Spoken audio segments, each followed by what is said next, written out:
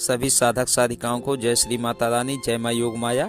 आज हम आप सबको बताएंगे कवच के बारे में, कवच के विषय में चर्चा करेंगे और कवच के बारे में जानकारी देंगे और कवच क्यों धारण किया जाता है ये भी बताएंगे और कवच क्यों धारण करना चाहिए और कवच की क्या महत्ता है मनुष्य के दैनिक जीवन में। तो आज इससे नहीं, यह विषय सतयुग से ही प्रारंभ है।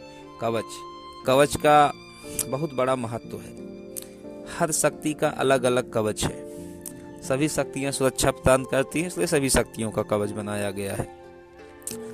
तो कवच का पाठ और कवच धारण करना दोनों एक अलग विषय है। कवच के पाठ करने के क्या लाभ हैं, पहले वो जान लीजिए। कवच का पाठ करने से शत्रुओं से सुरक्षा प्राप्त होती है, पारलौकिक शक्तियों से सुरक्षा प्राप्त होती है और ग्रहों का दोष भी कम हो जाता है। जैसे आप कहीं जा रहे हैं, आपने देवी कवच किया हुआ है, तो आपको रास्ते में कोई भी पारलौकिक शक्ति परेशान नहीं करेगी। कोई तांत्रिक विचार होता है आपके ऊपर तो उसका प्रभाव कम हो जाएगा। ग्रह दोष हैं तो उसका भी प्रभाव कम पड़ता है। तो एक बार कवच का पाठ करने पर 24 घंटे के लिए व्यक्ति के शरीर पर कवच लग जाता है।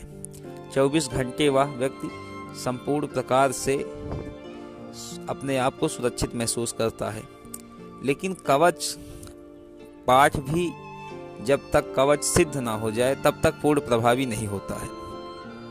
जब तक कवच को एक विशेष समय में विशिष्ट प्रक्रिया से और विशिष्ट आवृत्ति में ना पढ़ा जाए तब तक कवच सिद्ध नहीं होता और उसका प्रभाव उतना नहीं मिलता।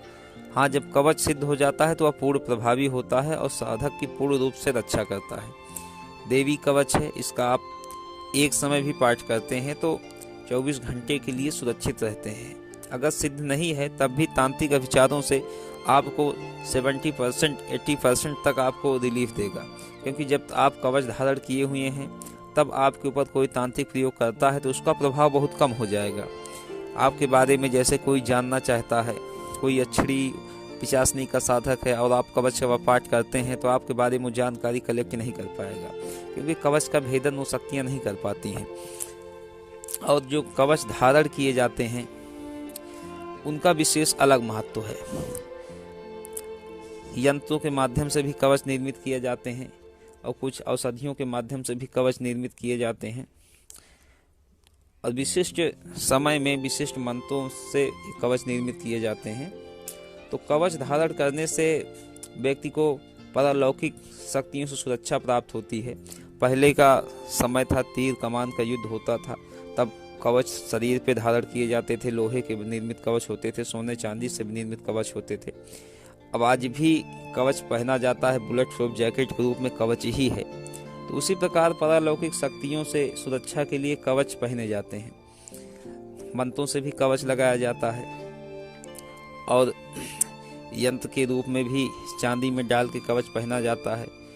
कवच व्यक्ति कम ही जानते हैं, लेकिन ताबीज अधिक मात्रा में जानते हैं, क्योंकि मुस्लिम आक्रमणकारियों ने काफ़ी समय तक भारत पर राज्य किया तो कवच का प्रचलन कम हो गया और ताबीज शब्द का प्रचलन अधिक हो गया।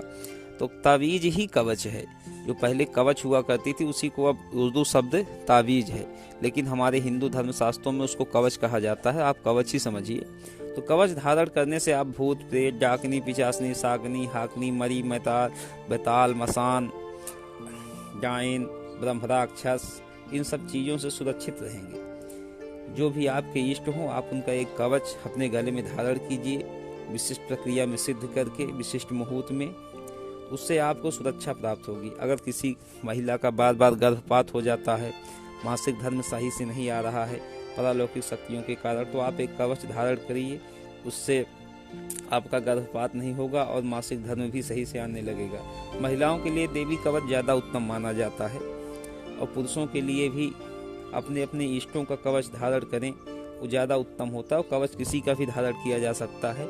इत्र उनकी शक्तियाँ भी जो साधक होते हैं उनका कवच निर्मित करते हैं, इत्र उनकी शक्तियों का उनका भी कवच धारण किया जाता है। सब लाभप्रद होते हैं, कोई भी कवच का कम नहीं होता। सब कवच का अपना प्रभाव है, सब कवच का अपना महत्व है। तो कवच धारण करना चाहिए सभी गृहस्थ को, सभी साधक साधिकाओं को भी कवच धारण करना चाहिए, क्योंकि कवच से सुरक्षा प्राप्त होती है। अपने शरीर पर 24 आवर्स की सुरक्षा लग जाती है कवच धारण करने से। तो कवच का विशेष महत्व है। कवच एक बहुत बृहद विषय है, हर शक्ति का विशिष्ट कवच है, विशेष प्रयोग हैं।